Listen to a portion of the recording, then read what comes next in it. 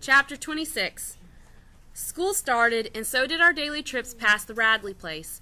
Jim was in the 7th grade and went to high school beyond the grammar school building. I was now in the 3rd grade, and our routines were so different I only walked to school with Jim in the mornings and saw him at mealtimes. He went out for football, was too slender and too young to do anything but carry the team water buckets. This he did with enthusiasm. Most afternoons he was seldom home before dark.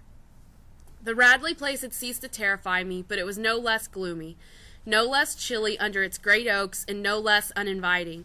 Mr. Nathan Radley could still be seen on a clear day, walking to and from town. We knew Boo was there, for the same old reason. Nobody's seen him carried out yet.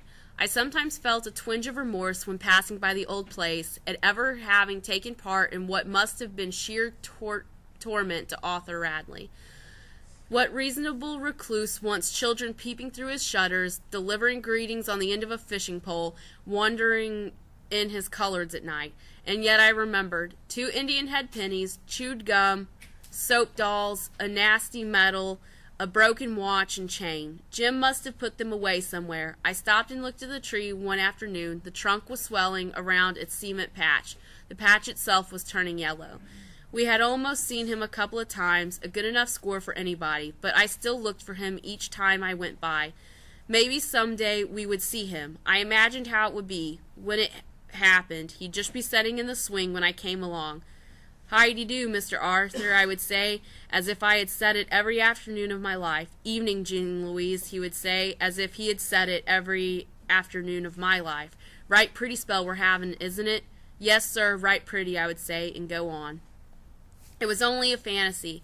We would never see him. He probably did go out when the moon was down and gaze upon Miss Stephanie Crawford. I'd have picked somebody else to look at, but that was his business. He would never gaze at us. "You aren't starting that again, are you?" said Atticus one night, when I expressed a stray desire just to have one good look at Boo Radley before I died. "If you are, I'll tell you right now, stop it. I'm too old to go chasing you off the Radley property. Besides, it's dangerous. You might get shot.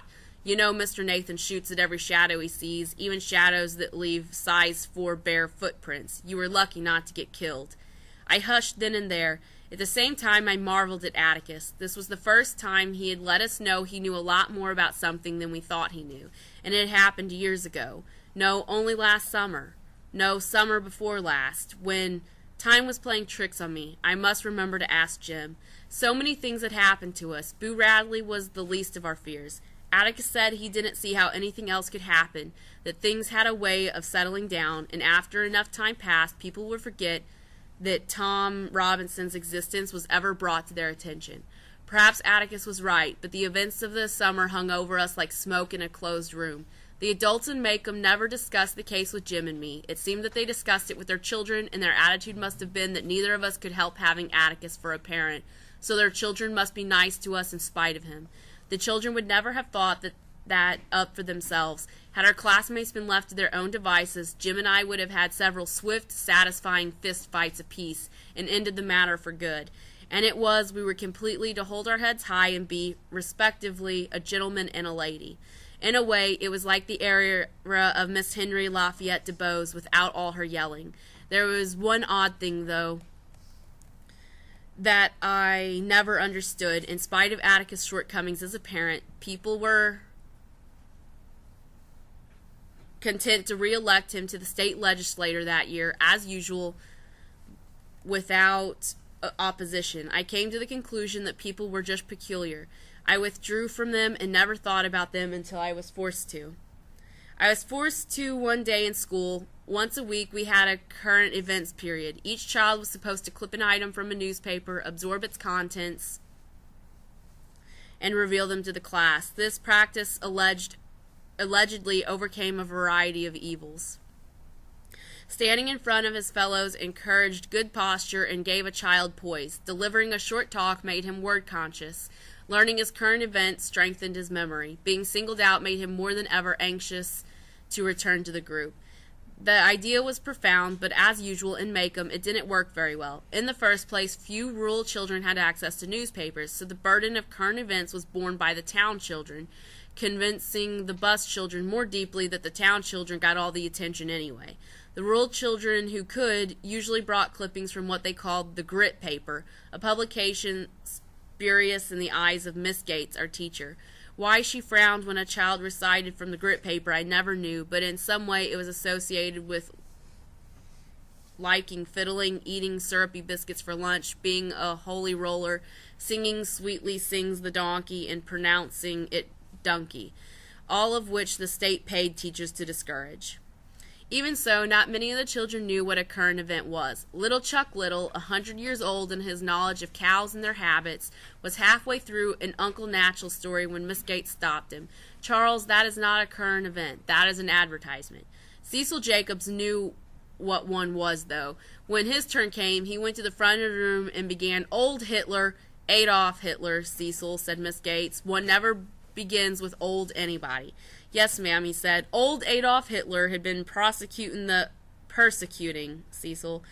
"No, Miss Gates, it says here. Well, anyway, old Adolf Hitler had been after the Jews, and he's putting them in prisons, and he's taking away all their property, and he won't let any of them out of the country, and he's washing all the feeble-minded and washing the feeble-minded." "Yes, ma'am, Miss Gates. I reckon they don't have sense enough to wash themselves. I don't reckon an idiot could keep himself clean. Well, anyway, Hitler started a program to round up all the half-Jews, too, and he wants to register them in case they might want to cause him any trouble, and I think this is a bad thing, and that's my current event." "Very good, Cecil," said Miss Gates. Puffing, Cecil returned to his seat. A hand went up in the back of the room. "How can he do that?" "Who do what?" asked Miss Gates patiently. "I mean, how can Hitler just put a lot of folks in a pen like that? Looks like the government'd stop him," said the owner of the hand. "Hitler is the government," said Miss Gates. Seizing an opportunity to make education dynamic, she went to the blackboard. She printed democracy in large letters. "Democracy," she said. "Does anybody have a definition?" "Us," somebody said. I raised my hand, remembering an old campaign slogan Atticus had once told me about. "What do you think it means, Jean Louise?" "Equal rights for all, special privileges for none," I quoted. "Very good, Jean Louise, very good," Miss Gates smiled. In front of democracy, she printed, "We are a." Now, class, say it all together. "We are a democracy." We said it. Then Miss Gates said, "That's the difference between America and Germany. We are a democracy, and Germany is a dictatorship." "Dictatorship," she said. "Over here, we don't believe in persecuting anybody. Persecution comes from people who are prejudiced." Prejudice. She enunciated carefully. "There are no better people in the world than the Jews, and why Hitler doesn't think so is a mystery to me."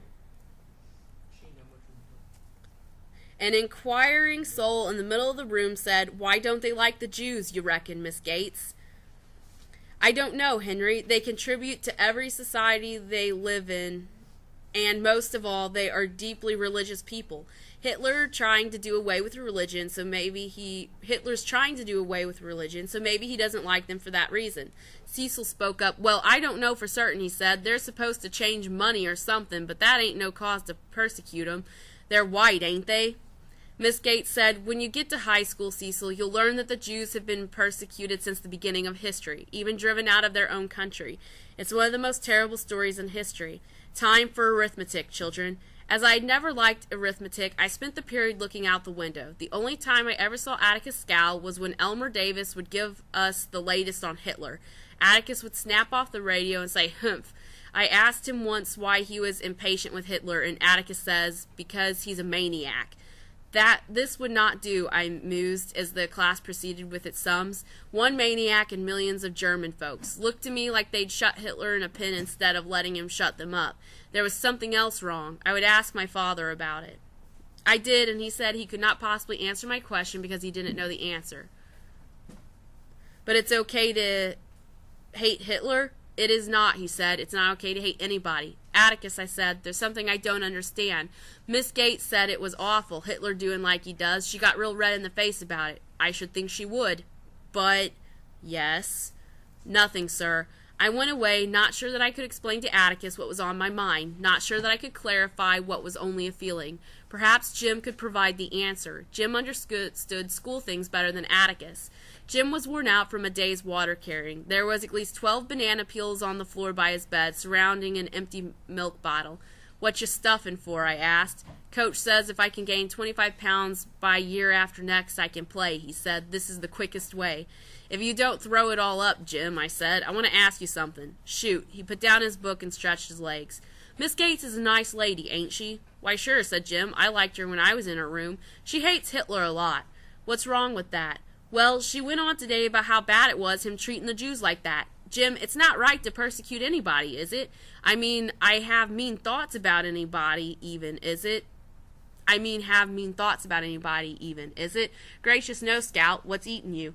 Well, coming out of the courthouse that night, Miss Gates said she was going down the steps in front of us. You must have not seen her. She was talking with Miss Stephanie Crawford. I heard her say, it's time somebody taught 'em a lesson. They were getting way above themselves, and the next thing they think they can do is marry us. Jim, how can you hate Hitler so bad and then turn around and be ugly about folks right at home? Jim was suddenly furious. He leapt off the bed, grabbed me by the collar, and shook me. I never want to hear about that courthouse again. Ever, ever. You hear me? You hear me? Don't you ever say one word to me about it again. You hear? Now go on. I was too surprised to cry. I crept from Jim's room and shut the door softly, lest undue noise set him off again. Suddenly, tired, I wanted Atticus. He was in the living room, and I went to him and tried to get in his lap. Atticus smiled. You're getting so big now, I'll just have to hold a part of you. He held me close. Scout, he said softly, don't let Jim get you down. He's having a rough time these days. I heard you back there. Atticus said that Jim was trying hard to forget something, but what he was really doing was storing it away for a while until enough time passed. Then he would be able to think about it and sort things out. When he was able to think about it, Jim would be himself again.